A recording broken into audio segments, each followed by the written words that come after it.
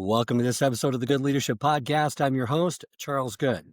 Every week, I sit down with thinkers and doers shaping the future of leadership and learning. Today's episode is one I've been really looking forward to because I'm joined by two true legends in the world of human development and organizational leadership, Dr. David Ulrich and Dr. Beverly Kaye. Dr. David Ulrich has been called the father of modern HR. He has spent decades helping organizations around the world transform their people strategy into a competitive advantage. Dr. Beverly Kaye is one of the most beloved voices in the field of career development and employee engagement. Her best-selling classic works include Love 'Em or Lose 'Em and Help Them Grow or Watch Them Go, which continue to guide leaders who want to retain top talent and inspire growth at every level. Together, they represent two sides of the same powerful idea.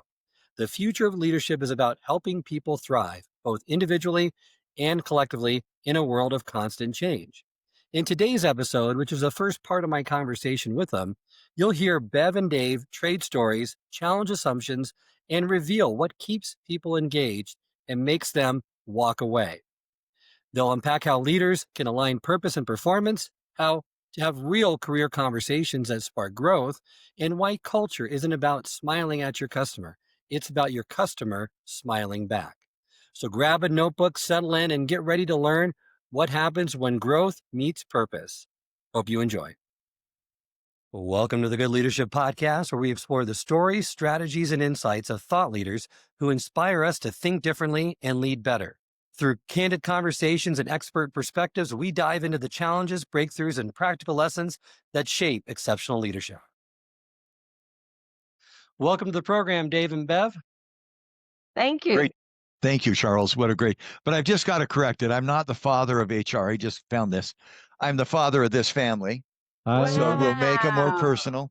We were married in 1975. So everybody dressed up in 1975 clothes. We have 3 kids and 10 grandkids. Just so it's a little, that one you said share things that aren't very visible. That's one that's not very visible. 50 years of marriage. Congratulations. Yeah. And actually about 25 together because I travel so much. And that That's works. why it's been so good, right? That's why it's been so good. Well, before we get into the big questions, Dave and Bev, can you share with our listeners how long you've known each other and maybe a favorite memory from working together? And I'll start with you, Dave. It's interesting. I love ideas. I love ideas with impact. And so I am constantly seeking out who's got great ideas. I read some books by this person, Love 'Em or Leave 'Em, Help 'Em Grow. And I thought, who is this person? So I got a hold of Bev and said, tell me more about yourself. And what I found out is we have a lot in common. We both went to UCLA. We both had careers that bridged academic and practice. And it's just every time I talk to Bev, I go away inspired by her ability to turn complex ideas into very, very simple solutions. And she's just so gifted at that. It's just been a delight.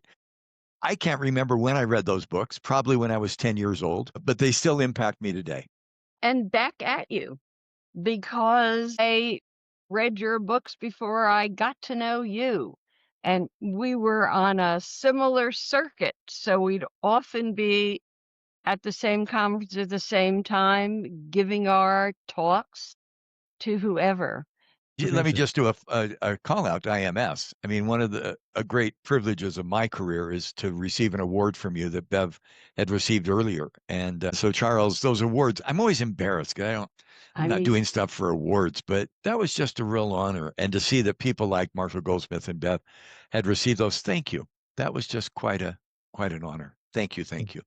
Thank you, Dave. And we were privileged and honored to give it to you. You've made such a significant contribution, and we're going to unpack some great insights that you provide for our listeners today as well. Why don't I start with you, Bev, and just wanted to talk to you about what are the most effective strategies leaders can use to keep top talent engaged in the current workplace? Because in this day and age, it's hard to keep your talent. And a lot of the more traditional paths aren't necessarily the most effective. And it has always been hard to keep talent, even when the talent delivers the best of the best. They're always looking. They're always wondering what else is out there. And it is the manager's job to keep that talent. And, you know, the most fun book, but the best one, I think, was Love 'Em or Lose 'Em, Getting Good People to Stay. And In order to do that, we did thousands of interviews. And then we realized we had too much information. So we began to cluster what people were saying. And the clusters were people stay for growth. And we know that. And I'll say one of the two interesting things to me about that growth, people stay for relationships and people stay for culture. And of course, they stay if they have a manager who cares, who knows them, who challenges them, who grows them. So that was the theory of love 'em or lose 'em. And what jumped out at me was the importance of managers asking good questions. Questions that don't come up in the everyday rush of the world. The questions about, how did you come to that conclusion? Where'd you get that from? I was impressed when you said X. So all of those three are around things you would guess. They're around careers, they're around mentoring, they're around opportunities. Relationship is all around listening and yielding when you need to and asking great questions. The unusual thing in that category that we had to write about, because it's alphabetical, the J was for jerk, don't be one. Because we found when we followed people who left and we had in our hands their statement of, here's why I'm leaving. And we said, why did you really leave? That you didn't write on this piece of paper. And they said almost to a person, my boss was a jerk and I couldn't stand it anymore. And of course we said, well, what do you mean by the word jerk? And they gave us over 50 jerkatudinal behaviors, which we double checked, wrote down. It's in the book. It's very easy to be a jerk, even if you're a nice person like the two of you are. It would be interesting to do an interview.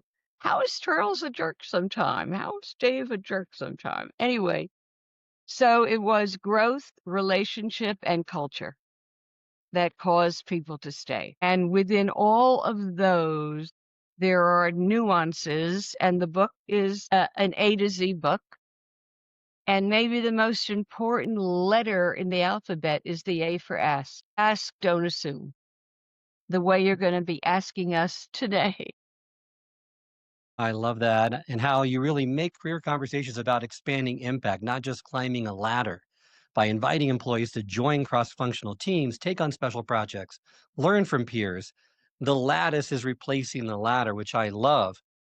Dave, purpose really drives performance in many cases. How can leaders align that organizational purpose with both employee motivation and customer value? You know, it's interesting, and I want to pick up on Bev's really thoughtful three, because I think those three things are the first question. If I'm a mid-level manager, I'm constantly asking myself in today's world about career mobility. Should I stay or should I go? Should I take a new job? Should I leave the company? And I think the first question is, what is it I value? Which is purpose. What is it I value? What is it I want to be known for? And there's a whole list of values. And let's start with those three. Do I value becoming better through growth, learning, growing? Do I value relationships, belonging to a community, belonging to a tribe, being able to be part of something? Do I value meaning and purpose, the culture? And I think that first question of the individual is, what is it you value? What is it I value? What are my values? And then the question is, to what extent does the company allow me to accomplish and fulfill those values? And there are some companies that don't, and there are some companies that do. And if you find a match between my values and the company purpose, marvelous things happen. The employee is committed, the company serves customers. And I think beginning to get those values in place begins to be helpful. So for me, the first question is, what do you want? What do you want out of a job? What's meaningful to you? Who's going to benefit from that? Are you doing a job that not only is for you, but for someone else? And if you can answer those questions and find the setting to make that happen, that's where the magic occurs. Because I can, again, if I'm not adding value to someone else, then why am I doing it? That value to someone else is so critical to embellishing your purpose. I'm sure all three of us have traveled. We've been in beautiful places. I was once in Australia at the Sydney Bridge, the Sydney Harbor. I don't know if either of you have been there. It's one of the most beautiful places in the world. And I was walking around and saying, wow, this is pretty. And then I thought, I won't say the word I thought, but I thought, oh, no, I'm not able to share this with my wife. So it was valuable to me, but in absence of sharing that with the person I care about the most, it just didn't have the impact. And so I think getting that value for yourself clear and then how that adds value to someone else becomes even more helpful as we go forward. So great question. Well, and I see it too from the organizational level. When leaders can share why we exist with employees and connect everyday work to a broader impact, it gives a person a sense of purpose that they're doing something, that they're part of something greater. And the more you can do that, let people see the difference they're making, the stronger that purpose might be in what they do within the company from an organizational standpoint. Are there other things that the organizations can do, Dave, that really helps tie that The, purpose to people's roles? to me, the beginning point is when we talk about culture, and it's fun to ask people, when you think of a culture, what comes to mind? Our values. And I'm betting everybody could, if we were forced, we could find a little values card somewhere on the wall or in our desk. The norms and behaviors. I was in one company that had unwritten rules and I continually violated them. And I said, so write the friggin' things down. I mean, if you'll tell me, I'll know. Go in after the more senior person. I think those miss the real value of the values. A culture for me is the identity of the firm and the mind of the most critical customer. So if you begin the definition of culture inside out or outside in, Disney, who's the customer of Disney? Personal story with family again. We decided to go to Disney with our grandkids, and I was grumpy as could be. I was one of the seven dwarfs. We were there 3 nights, and it cost me a new car because I mean it's expensive, it's humid, it's sweaty, it's miserable. And the lady said, "Oh, this is the greatest thing ever." And I said, "Yeah, for you." In the midst of those 3 days, we went in a room, and out came Cinderella and Snow White and the princes. And my granddaughters looked at me and said, Grandpa, they're real. They're beautiful. We love you. Grandpa, that's so nice, which meant we're going to have to come back every year. And I'm never going to get a new car. That's a joke about the car, but it's expensive. And then it hit me. Look how brilliant Disney is. They build a mindset or a culture that gets that 8, 10, 12-year-old granddaughter or grandson to come back year after year after year. And as a grandparent, I want those children to feel love for me, and I do it through Disney. I think that's just a brilliant way to think about culture, not as who we are, but how other people see us. One other quick example, and then I'd love to hear your comments, Charles and Bevs. We're doing work at a fast food restaurant. You need to smile at the customer when they come through the door. Hello, we're glad to see you again, Dave. It's been 24 hours. That's me because I eat a lot of junk food. And they said, no. I said, no, that's not culture. Culture is not that you, the employee, smiled at the customer. It's that the customer smiled back because you've not created a culture until it shapes what the customer does. So we're not trying to build a culture. It's good to be here, Charles. Well, I want Charles to smile back. You want the people that come to IMS. Oh, it's good you come to IMS. You want them to demonstrate the learning. And that's the value of the values that we try to have.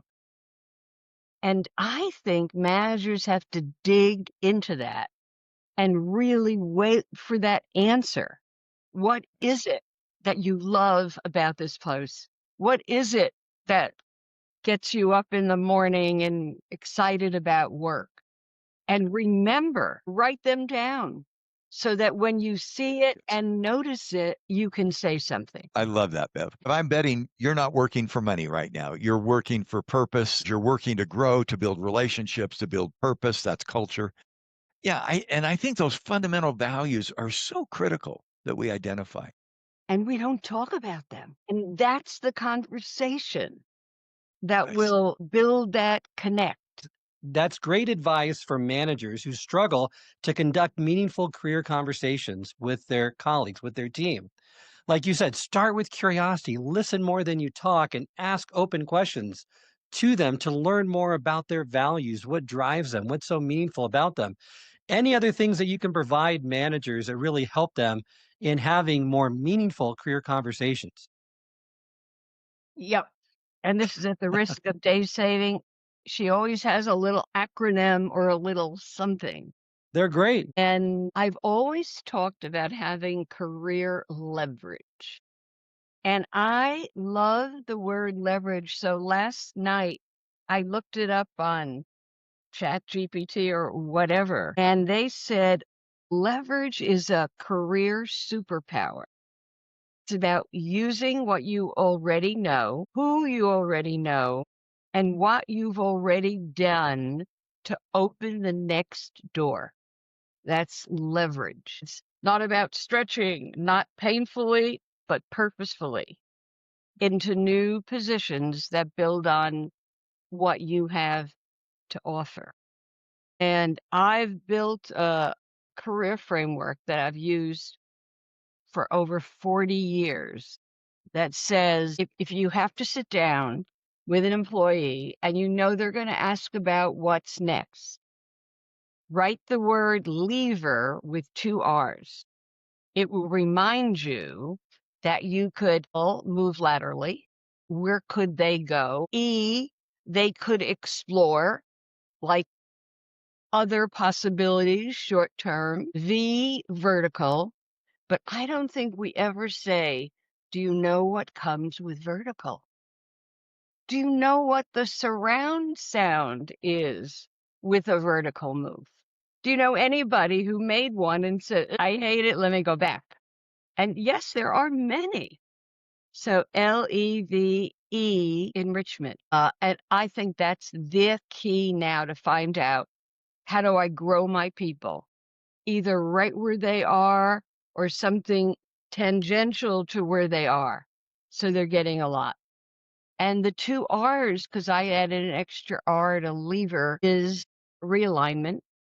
What if somebody, my own husband, thought he wanted to be a manager, became a manager, and said, ew, this is no fun, and had to be coached by me, of course, go to his manager and say, that's not going to work. I don't want to go back directly to what I was doing, but I'd love to go there. And we have to make that door open. And the last R, of course, is relocation. There comes a time to say adieu. And I always say to managers, when you're being told goodbye, leave the front door open. Leave the welcome mat out. Because now we're seeing so many returns, so many boomerangs, they call it. So that's write the word lever with 2 R's and then ask those questions. Well, for relocation, though, talk to me a little bit more about that. When should a manager know that it's time to really say goodbye to that employee, that they've done everything they can and now's the right time to have them depart on good or bad terms? My short answer would be jot down the things that you noticed that they are not engaged with. And maybe share some of that with them. Here's what I've noticed. I've never seen you get excited about X. And add to the list and see what else they add to it about what's draining them, not just what's energizing them. And Dave, what would you add? I'm going to tell a story. I coaching 2 business leaders. One is very senior. He's 55. He's been a business leader since 25 in big companies around the world. The other is 25, just started a high-tech company that's worth $2 billion. By the way, we're all going, can I marry the second one? Yeah. And they both asked the question. And so to the executive who's 55, been an executive for a long time, the question he said, oh, I woke up today struggling. Should I let the head of my business in Europe go or not? And I looked at him and I said, what did your instinct tell you? that 10,000 hours that people talk about. You've been through so many upsides, downsides. And he said, oh, he's a friend. We built a relationship. What did your instinct tell you? He said, I'm going to have to do it. Trust it. 25-year-old, not 25 years in the job, but young, successful, brash. He said, my instinct told me today to do this. And I said, don't listen to it. You don't have any. Go get some data. And Well, Bev stuff is so good. right. Go interview, go collect data, go see what fits. I think sometimes we have one size fits all. And I think, Charles, you've done IMS. How many sessions at IMS have you done? You've done your 10,000 hours. You go to a session and you go, this just isn't working. Trust it. And then have the courage to act on it with the assumption. Now I'm going to go to the next step. You had really two questions. One, when should I let somebody go? You'll know. And if you don't know, go get data. Here's my guidance to those who are leading. And how do I make sure people leave an interaction with me feeling better about themselves? That is so easy to do when you're successful. Bev, you've written 50 books. You've sold millions of copies. You've got a great life. We're going to give you a bonus. Well, guess what? I can give that feedback and I feel good and so does she. But guess what? If Charles isn't doing a good job, another story. I think the stories may be more helpful. I'm coaching a very senior leader in a big company. They do things horribly, but they do a lot by email. And he's got a reputation of being pretty abrupt. I said, before you send out a termination kind of critical thing, make sure you run it by me. One day I get an email. He said, the email, I'm sending this to an employee yesterday who made an egregious mistake. And here's what it said. You made a horrible mistake. It's going to cost us millions of dollars. If you don't fix it, you'll be fired. And before I hit anything, I said, don't send that right now. Slow down. And he said, but it's true. And I said, can I change three things? I care about you. In whatever word you want, I care about you. Number two, you have great potential at this company and you made a mistake that's going to cost us millions of dollars. Do not hide from that one. I think sometimes they say, oh, you're going to be a soft leader. No, you made a mistake and it's going to cost us. But then number three, what can we learn to go forward better? And he said, you want me to send that? And I said, yeah, just trust me, hit send. And he called back 2 days later and he said, wow, I got a different response. The employee said, thank you. I knew I made a mistake. You didn't have to tell me. The fact that you cared, that I had potential. Bev, thank you. 9 times out of 10, the employee knows when I've done things wrong. By the way, when I teach, I say, everybody raise their hand. And they go, why am I raising my hand? How many of us have done something wrong? All of us.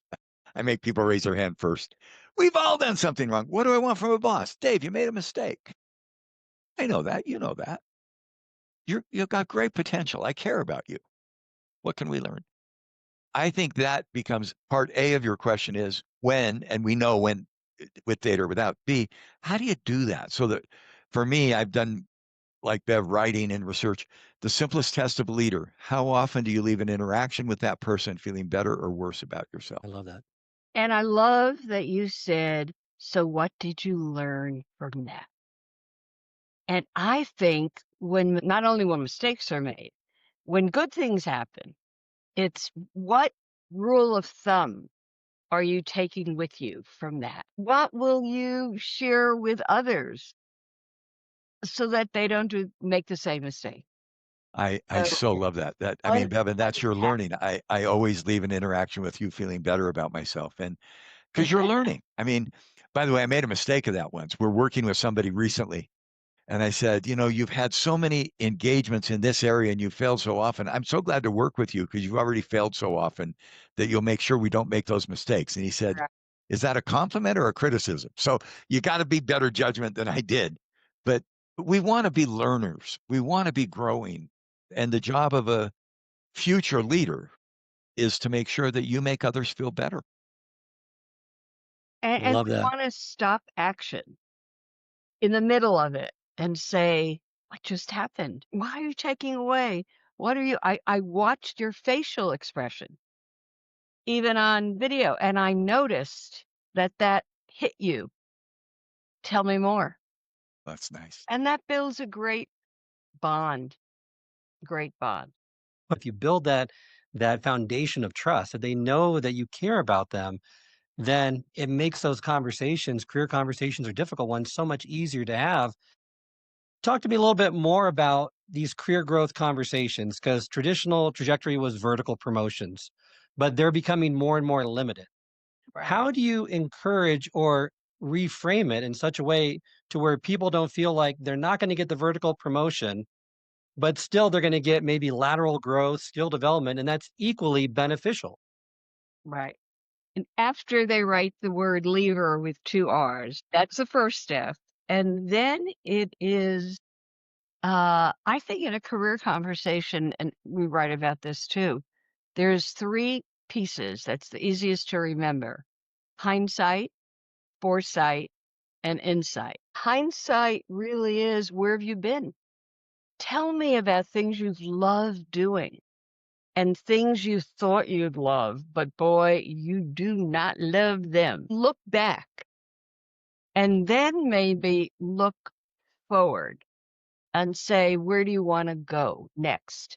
Not just one answer, but give me 5 where you want to go so that I begin to think about when I might be able to connect you. So it's hindsight, it's foresight, and then it's insight. So what do you need to get there? And how can I be a sounding board even for you in the getting there? I may not have the answers, but I certainly could be a sounding. I've just been thinking about careers. The world is changing. And then we ought to say AI 10 times so that it's as if we're in this world. But with the world changing and AI, organizations are changing and careers are changing. I think we had career stages, A, B, C, D, linear. We had career choices. You become manager or technical. We had career mosaics where you move around. My metaphor for the next career, and it's based on Bev's stuff, is personalized careers. No 2 people are going to have the same career. It's not a fixed stage. It's not a mosaic. And I think when you personalize a career, it gets down to some very personal insight choices and insight questions. What do you want out of your career? It's very interesting. We started there. What's your purpose? What do you want? What's required to get there? I remember teaching MBA students once. What do you want? I want to be rich. I'm going to get an MBA so I can be rich. And I said, there's a better way. What is it? Sell drugs and do illegal things. You'll take a few years off every once in a while called jail, but that's the way to get rich. And they said, I don't want that. So get clear.